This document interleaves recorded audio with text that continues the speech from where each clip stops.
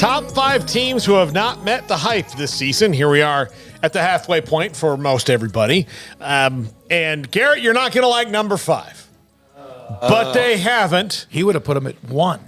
Number 5, LSU. Now, look, this is a team that can still win its side of the conference and win the SEC. But with 2 losses already at this point in the season, they have taken themselves pretty much out of the college football playoff discussion for this year. And that was the thought going in, that LSU, Garrett, would be in the CFP. Yeah, I think that's was the expectation. It's really frustrating, and it's kind of, when you look at how everything went with the baseball team, you had the second year, you had Kim Mulkey the second year, and that narrative with Brian Kelly.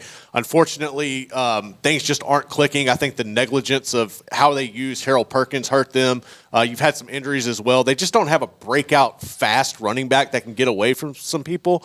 So I think just a little small adjustments will help, but yeah, definitely not the expectations going into the season. Yeah, I think it's they clearly they're 5-2. They're not undefeated. They're not in the playoff picture right now. Yeah, that's not what was expected from Brian Kelly in year 2. So, like Garrett said, though, I mean, they can still win a lot of. They can win the SEC. That's still on the table, but they can't afford to have another blemish that starts to play with fire. So, yeah, they're going to be interesting. Their offense is really good. They don't have the star running back, like you said, though. But outside of that, the offense is pretty stinking good. It's just the defense is not. And there's more to be desired in the run game. But, I think you've gone soft with them because of Garrett, your relationship with Garrett. Oh, well, look, we'll see. We'll see what you think about the rest of them. Right. Number 4, look, they only have 1 loss at this point, but Tennessee, I think, just the way that they look, and they haven't gotten into the teeth of their schedule really either, but and look, 2 good seasons back-to-back for them is better than what's going on. But I thought, and maybe my disappointment is not so much in Tennessee as a whole, I was riding the Joe Milton. This is the guy, Josh Heupel's the one who can use him in this ridiculous arm the best, but he's just so all over the place. And Tennessee is not able to look like they were last year. And they don't have Brew McCoy, and they already lost a couple of really great wide receivers and Cedric Tillman and Jalen Hyatt to the draft this last year. But Tennessee, as far as the team that can contend against Georgia, until they show up and Joe Milton beats them later on, I don't see them meeting the expectations coming into the year.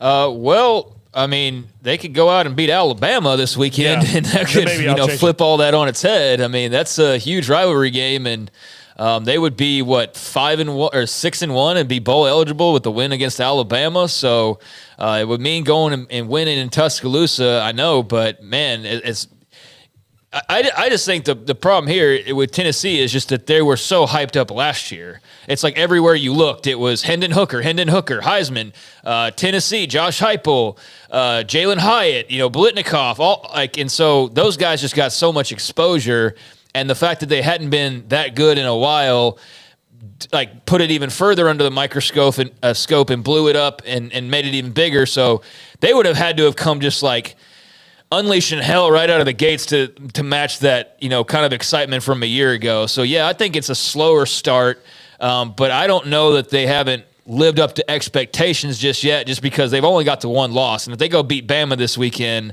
you'd have had wins over Bama and Florida. And they lost to Florida. They lost to Florida. Outside of the loss to Florida, I mean, you'd have UTSA, which was, kind of looking like a weird non-con potentially, although UTSA is not what we thought they'd be. But South Carolina, you'd have a win over them.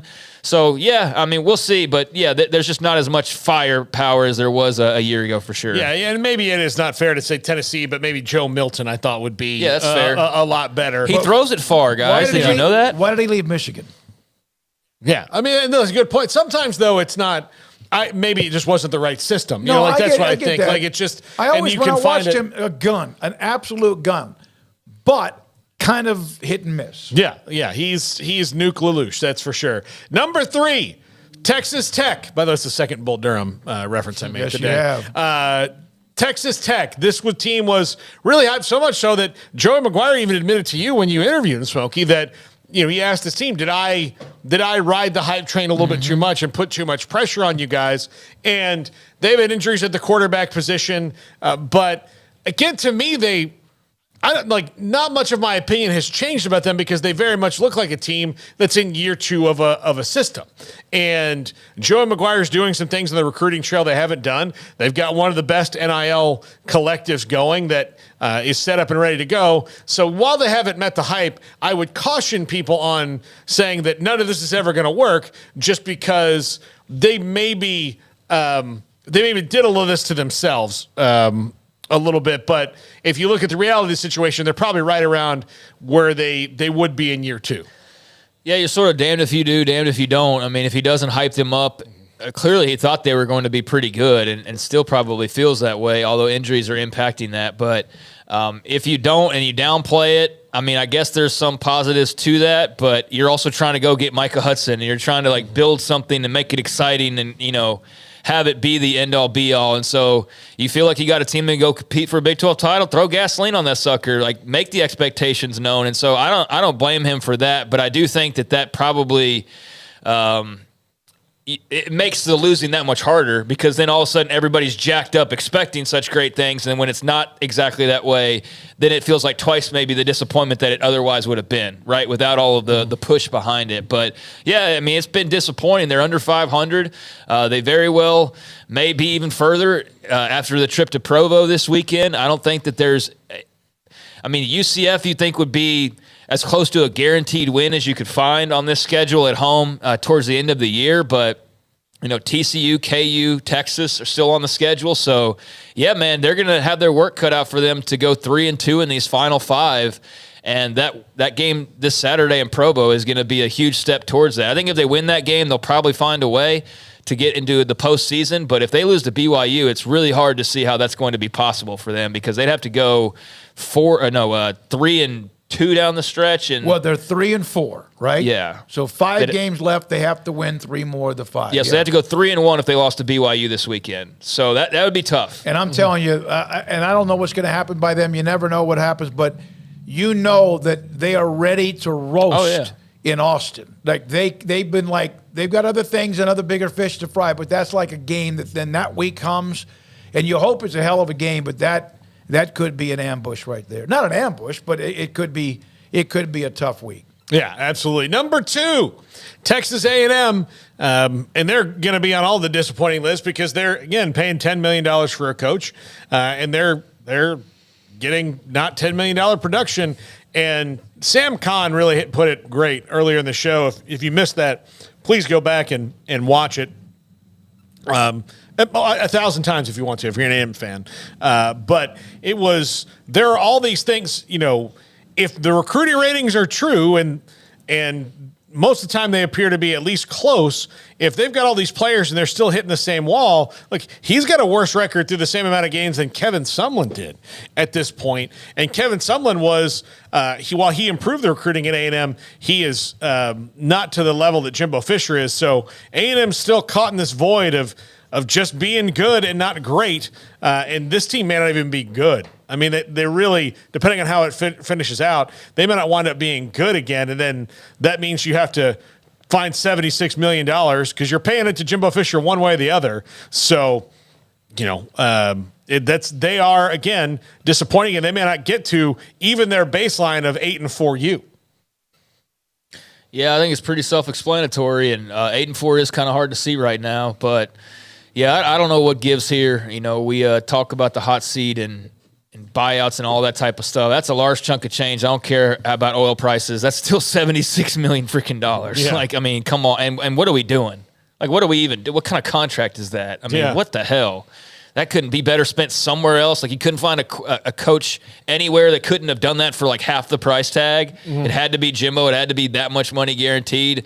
So yeah, there's part of me that kind of loves that it's blowing up in their face, because that just seems so ridiculous. But I know that's the business, and I respect them, going all out. But it's not going the way that they thought, and they're not getting the return on investment, like you said. Do you trust them that, let's say he's gone? No. Do you trust them to not go money whip somebody else? Well, here's the thing I will say, that they seem to have learned slowly from each hire and added a different, if you were clicking a skill set box, the one they they thought they had on Jimbo Fisher was that he was an offensive guru, but he's not anymore. He was. Did they want him because he was a banger, national publicity, or because he was the right coach at the time they needed? I don't even know if that came into play. I think both. I think and if they were going to hire, like, it made sense. If you want to win a national championship, go hire somebody who's won one recently, and he was the one who was available. And at the time, like, even though 2017 FSU was slipping a little bit, like, there was no reason to think that he wasn't going to keep winning at FSU. And then kind of all these cracks have shown up in the armor recently because, he and Dabo Swinney might have a little bit of the same thing where they just don't want to change. Robert Whalegear, 150, I hope they said that right, 150 to get rid of an existing staff, $200 million for a new staff. No matter how much they love football, these people are businessmen. That's crazy. Yeah, it is crazy. It is crazy. And look, A&M they're in a prison of their making by negotiating against themselves. They're the ones that keep resetting the bar and keep raising it. It's like you're fighting yourselves and you're making it worse for everybody, you morons. But, Look, if he wants to leave and find somebody who's going to pay him more money, then sometimes you just got to let him. You got to let him do that. Yeah, exactly, man. Just got to let him. Dare him. Okay, go ahead. Go ahead. They're going to give you the deal we have. Fine. See you later. And guess what? You'll have a lot of money to go find another coach rather than paying it to the guy to leave your institution. Yeah. Yep. And number one, USC. Absolute look. No brainer.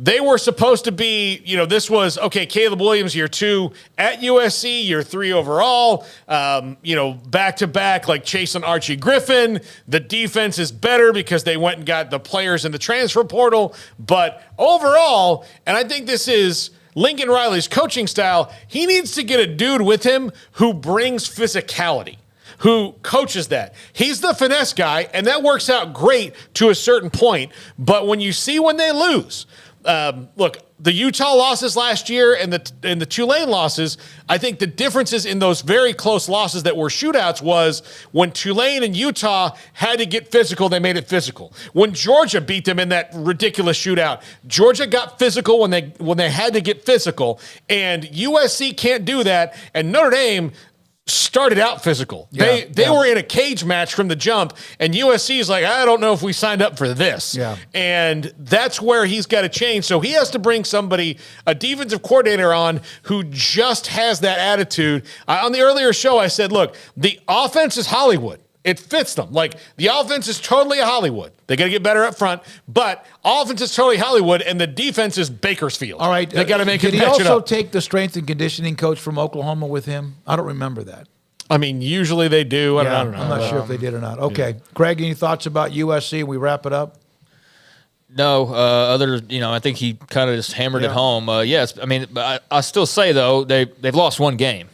Yeah. They lost one game. So, I think it's still fine, but it's not good, and it's definitely not great. And that's what you expected was great with Caleb Williams returning and all that came with their offseason. So, it's a letdown that they lost to Notre Dame, and I think the bigger letdown is the way that they lost to Notre Dame. That was the big part. If you lost like Oregon lost to Washington, that's one thing. Right. Losing like you lost to the Irish the way that you did, that was the big bad part of the weekend for Lincoln Riley and the Trojans. Thank you to Bobby B. Paul, thanks for